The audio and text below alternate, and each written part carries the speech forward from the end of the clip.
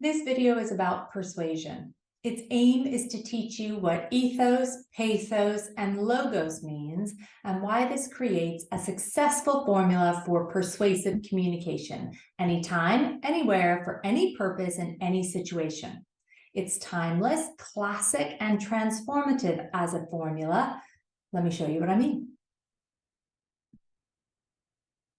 How do you effectively persuade someone to think or do something using only your words? Nowadays, we are more likely to think that someone is just good at it or bad at it, and you might rate yourself as a failure for speaking and leave it at that. However, this highlights a distinct shift from what the ancients thought about persuasion. In fact, ancient Greece believed that learning to persuade was so important that they created entire schools around the theory. Boys went to school to learn to be an effective speaker first and foremost. And because Western democracy was arguably born from ancient Greece, where they first debated politics in their round stadiums, a key element of democracy, which means government by and for the people, is the ability to communicate your perspective around something in a way that makes other people care and want to agree with you. This, the ancient Greeks argued, is an art. And just like any art, it takes a creative, skilled artist to make it work well. So they studied, crafted, and perfected their art.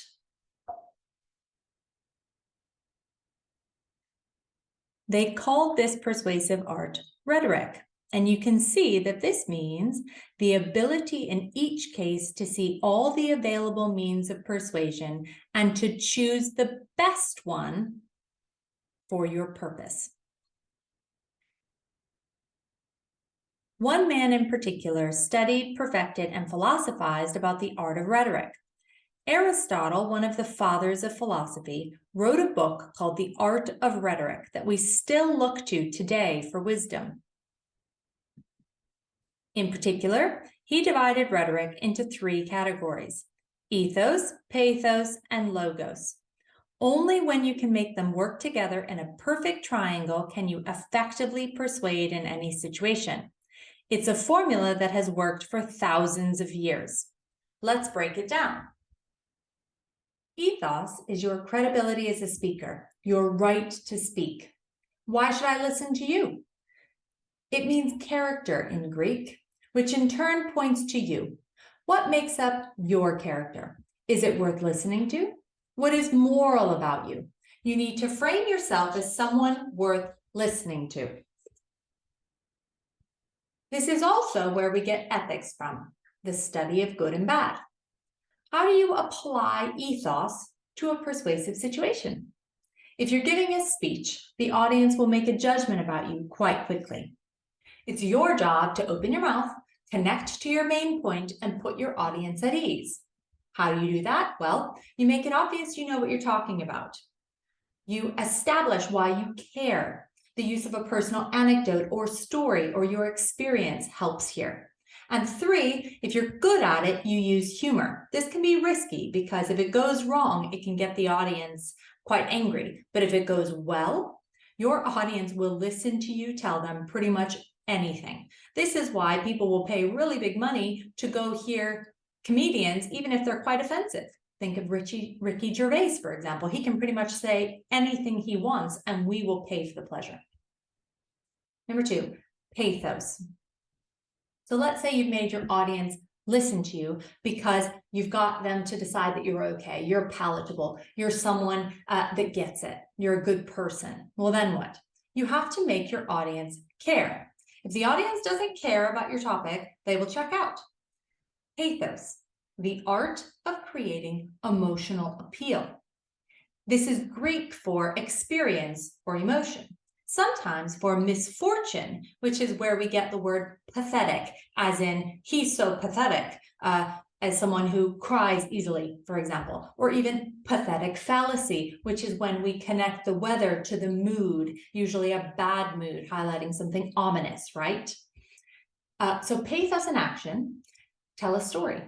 An argument with a narrative in it, creates emotion in the reader and listener because we love a good story. We always have. It's what makes us human. The narrative element with the emotional scope is incredibly powerful here. Make the story specific. Use imagery. Help us picture the moment and create the tone you intend. Do you want us to feel sympathy, heartache, joy? Connect the tone and craft your anecdote. As soon as we care, we are hooked. Let's say you're talking about a holiday abroad, and you bring in the fact that, well, last year I would have loved to go on a holiday abroad, but sadly, COVID stared at me in the face every day. I turned on the news in the morning and all I saw was COVID in big red letters on the bottom of the screen. And Suzanne on ITV News sitting there telling me how I wasn't allowed to go out of the house for more than 1 hour a day, and I could only sit with one person on a bench for a half an hour, or I might be moved along by the police.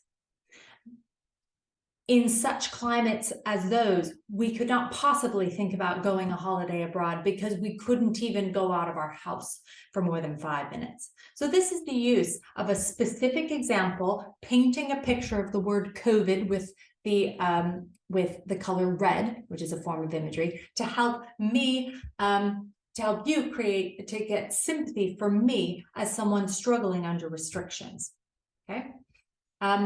Continue to use emotive language and imagery throughout to keep the emotional treats coming.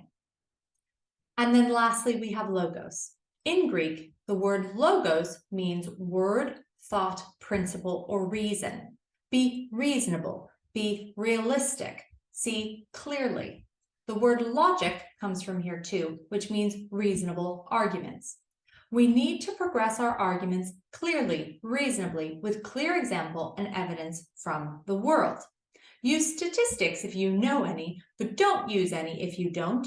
Don't go through a forest technique, think I've got to use this statistic, make it up, and just make it sound good, because chances are, if you don't know what you're talking about, it's going to be a hit on your ethos. And we as examiners can usually pick it out, right? So if you don't know a statistic, don't put it down. I don't care what a forest technique is telling you. I don't like a forest anyway, unless you follow ethos, pathos, and logos. And then a forest can be helpful. But a forest on its own isn't. Use examples from history, maths, geography, any lived experience that you have. This is why teachers are always telling you to read widely. It doesn't even have to be reading widely. Observe the world widely, watch documentaries on Netflix and develop opinions about them, discuss them. The most important thing is you have to engage with your world in a way that gives you perspective and ideas that you can apply to any different situation. That's your logos. That's you developing reasoning and perspective based on your education and your lived experience coming together. That's stuff to use in persuasive arguments and can be very effective. This makes you more credible, so this enhances your ethos, and it makes your reasoned arguments convincing. So there you have it. Ethos, your credibility as a speaker, your right to speak. Pathos, can you make me care? Can you create a tone and an emotion that drives the piece that we can respond to? And then your logos, your organization of your ideas, your reasoned arguments based on your evidence of the world around you and your education. This together creates a mathematical, perfect formula that calls the audience to action and persuades your audience in every occasion.